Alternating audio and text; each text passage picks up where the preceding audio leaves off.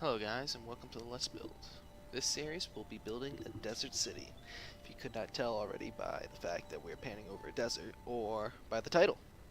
So, as you see in the background, there's already a couple of houses. Those are there because off camera, I like to test different architectures and themes to see what I like.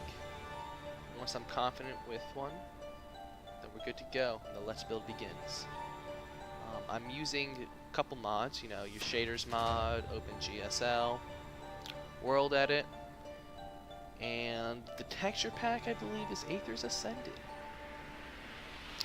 So yeah, so as we pan by these houses, you can get a much closer look at what type of theme we're going for in this Let's Build. As far as what we're building today, it's going to be an obelisk. This is going to be a massive tower that dwarfs all the buildings around it. And during a time of attack, the powerful warlocks will come to this and start channeling their spell. The obelisk will radiate a massive force field around the city. That being said, that means the city's not going to have walls. So diving into the build, I quickly nerd pull up, use World Edit, and make a nice sandstone rectangle. This is a solid rectangle though, not smooth. And that's because you want to be able to carve into it and add depth to your build. As you can see also, the corners, you may not be able to see, but the corners are made of a smooth sandstone. And that is to give it a pillar effect. And these things are supposed to be the border of your building, while the center of the building is like the portrait on a picture. You want to be able to identify where the building ends. So as you see, I'm starting to carve into this building. And the two blocks we're using are sandstone and the red sandstone, I believe it's called. So the outside of the obelisk is going to mainly consist of normal sandstone or smooth sandstone. And as we carve into the tower, you're going to get more of that red sandstone look to it. I use World Edit there to copy and paste it to the other side, just so I can get a better view of the corner that I'm going to be working on. So immediately, take some sandstone stairs, top and bottoms, and get this nice effect. And then that helps it protrude on the corner because you want to add that depth, like I said before.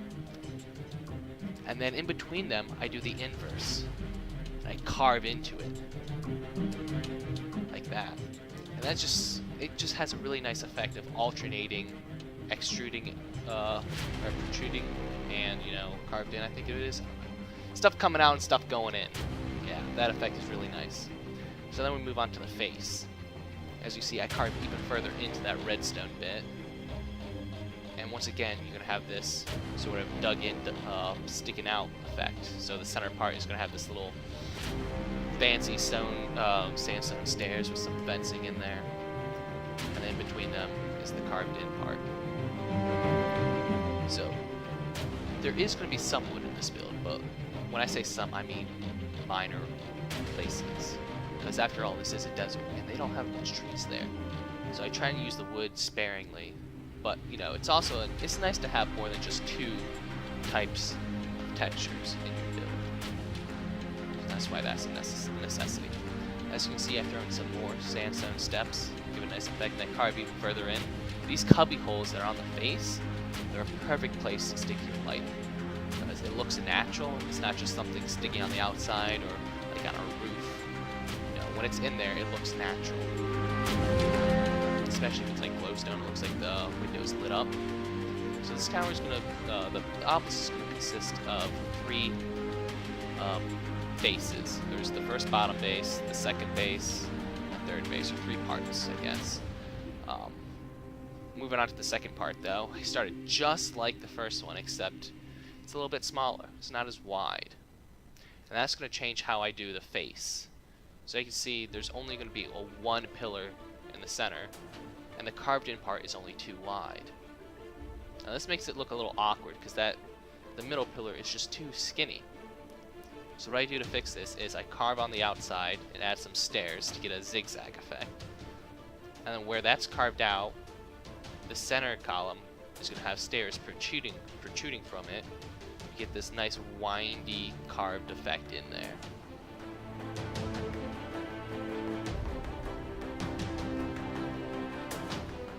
come back to the center column because it looked too flat, and I carve out some cubby holes.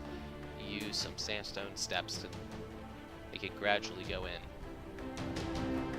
Once again, those cubby holes are perfect places for lighting.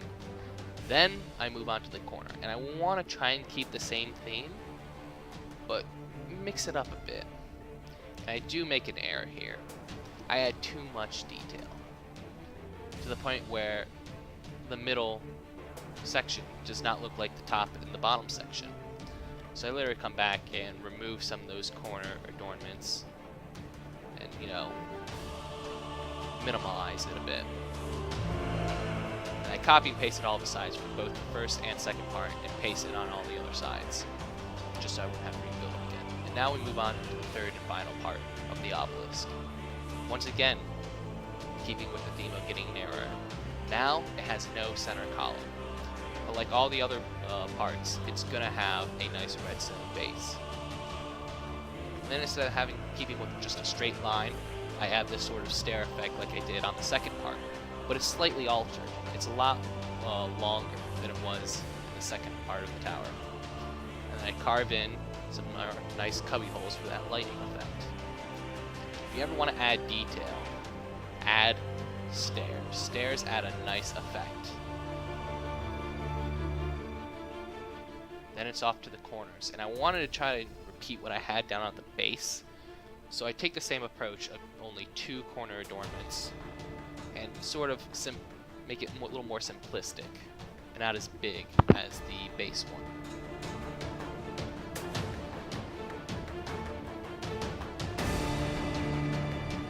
And I copy it onto the other corner. And then it's a matter of doing the top. Now, the top of an obelisk is pretty much like a small pyramid. There's not much detail you can put in there. So what I do off camera after I finish this is I wasn't satisfied. It was too dark at the top. You can't put torches on stairs. So what I did is I carved once again in some cubby holes and I stuck some glowstone. So it looks like a window that has been lit up. And it was a nice effect. And then it's off to copying and pasting all 4 sides. You can see, since it was such a small base, it did mess up the sides a bit. So I had to come back, erase all that extra sandstone, and add the proper stair effect.